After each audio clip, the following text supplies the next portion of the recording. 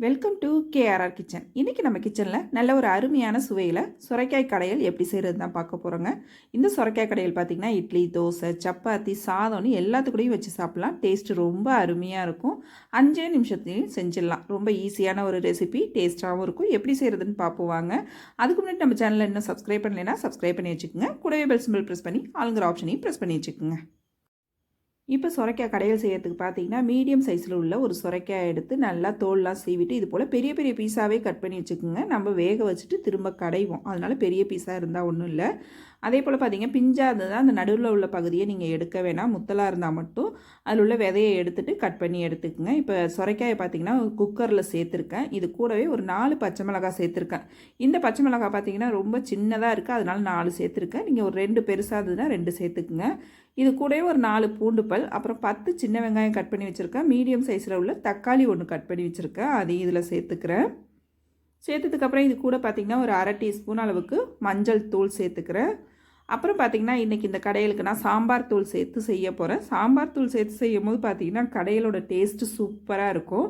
இதுக்கு பதிலாக நீங்கள் தனி மிளகாத்தூள் அப்புறம் மல்லித்தூள் இதெல்லாம் சேர்த்து கூட நீங்கள் செய்யலாம்.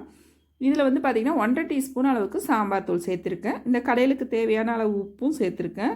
அப்புறம் இது கூடவே பார்த்திங்கன்னா சின்ன துண்டு பெருங்காயம், ஒரு சின்ன துண்டு புளி சேர்த்து செஞ்சு பாருங்கள். கடையலோட டேஸ்ட்டு ரொம்பவே அருமையாக இருக்கும்.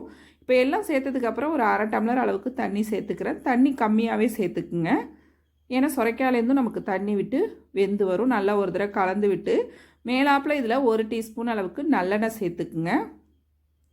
இப்போ எண்ணெய் சேர்த்ததுக்கப்புறம் குக்கர் மூடி போட்டு இதை வந்து ஒரு 3 விசில் வச்சு எடுத்தோம்னா போதும், நல்லா வெந்து வந்துடும். இப்போ வேக வச்சுட்டு நம்ம கடையில் எப்படி செய்கிறதுன்னு பார்ப்போம்.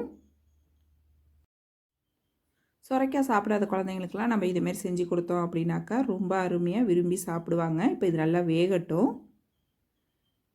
இப்போ நல்லா வேக வச்சு எடுத்துக்கிட்டேன். ஓப்பன் பண்ணி பார்ப்போம். சுரைக்காய் பாருங்கள் நல்லா வெந்து வந்திருக்கு. இப்போ இதில் தண்ணி கொஞ்சம் உங்களுக்கு அதிகமாக இருக்கிற மாதிரி இருந்துச்சுன்னா ஒரு பாத்திரத்தில் வடிகட்டி எடுத்து வச்சுட்டு நல்லா இது போல் ஸ்மேஷர் அப்படி இல்லைன்னா மத்து வச்சு நல்லா மசிச்சு விட்டுக்குங்க. அந்த சுரைக்காயே தெரியாத அளவுக்கு நம்ம எல்லாத்தையும் நல்லா சேர்த்து மசிச்சு எடுத்துக்கணும். இதை மசிச்சதுக்கப்புறம் நம்ம எப்படி தாளிக்கிறதுன்னு பார்ப்போம். இந்த அளவுக்கு நல்லா மசிச்சு விட்டு எடுத்துக்குங்க.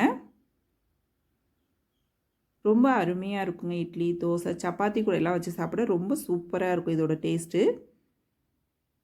இப்போ இதுக்கு ஒரு சின்னதாக தாளிப்பு கொடுத்துருவோம். அதுக்கு பார்த்திங்கன்னா அடுப்பில் கடாய் வச்சுருக்கேன். ஒரு 2 டீஸ்பூன் அளவுக்கு எண்ணெய் சேர்த்துருக்கேன். எண்ணெய் நல்லா காஞ்சதுக்கப்புறம் 1 டீஸ்பூன் அளவுக்கு கடுகு உளுந்து சேர்த்துருக்கேன்.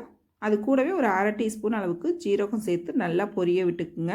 இப்போ கடுகு உளுந்து நல்லா இந்த அளவுக்கு பொரிஞ்சு வரணும். பொரிஞ்சு வந்ததுக்கப்புறம் இது கூடவே பார்த்திங்கன்னா ஒரு கொத்து கருவேப்பிலை, 2 வரமிளகாய் கிள்ளிட்டு வச்சுருக்கேன். அதையும் இதில் சேர்த்துக்கிறேன். லைட்டாக இது செவந்து வரட்டும். இதில் பார்த்தீங்கன்னா கடைசியாக ஒரு 5 சின்ன வெங்காயம் பொடுசாக கட் பண்ணி வச்சுருக்கேன். அதையும் இதில் சேர்த்துக்கிறேன். சின்ன வெங்காயம் சேர்த்து செய்யும் போது தான் பார்த்திங்கன்னா கடையில் வந்து டேஸ்ட்டு நல்லா அருமையாக இருக்கும். நல்லா இதை வதக்கி விட்டுக்குங்க. இப்போ வெங்காயம் வதங்கினதுக்கு அப்புறம் பார்த்திங்கன்னா நம்ம கடைஞ்சி எடுத்து வச்சுருக்க அந்த சுரைக்காய் கடையில் இதில் சேர்த்துக்கணும். சுரைக்காய் கடையில் சேர்த்ததுக்கு அப்புறம் பார்த்திங்கன்னா இது கூடவே கொஞ்சமாக தண்ணியும் கழுவி சேர்த்துக்குங்க. உங்களுக்கு திக்னஸ் எந்த அளவுக்கு தேவையோ அதுக்கு தகுந்த அளவு நீங்கள் தண்ணி சேர்த்து அட்ஜஸ்ட் பண்ணிக்கலாம். நல்லா கலந்து விட்டுருங்க. இதில் மேலாப்பில் கொஞ்சம் கொத்தமல்லி தழை தூவி ஒரு 2 செகண்ட் கொதிக்க வச்சோம்னா போதும். ரொம்ப நாளெலாம் கொதிக்க வைக்கணும்னு அவசியம் இல்லை. ரொம்ப டக்குன்னு ஈஸியாக செஞ்சிடலாம். நல்ல ஒரு ஹெல்த்தியான ரெசிபியும் கூட. சாப்பிட்றதுக்கு டேஸ்ட்டும் அருமையாக இருக்குங்க. நான் இன்றைக்கி இந்த கடையில் பார்த்திங்கன்னா இட்லிக்கு தான் செஞ்சுருந்தேன். ரொம்பவுமே அருமையாக இருக்கும். நீங்களும் இந்த ரெசிபியை இதே போல் நான் இன்றைக்கி சொன்னது போல் இந்த சுரைக்காய் கடையில் செஞ்சு பாருங்கள். செஞ்சு பார்த்துட்டு எப்படி இருக்குன்னு எனக்கு கமெண்ட் பண்ணுங்கள். என்னோட இந்த ரெசிபி பிடிச்சிருந்ததுன்னா லைக் பண்ணுங்கள், ஷேர் பண்ணுங்கள். மறக்காமல் நம்ம கேஆர்ஆர் கிச்சனை சப்ஸ்கிரைப் பண்ணி வச்சுக்கோங்க. நாளைக்கு வேறொரு ரெசிபியோடு சந்திப்போம். தேங்க்ஸ் ஃபார் வாட்சிங்.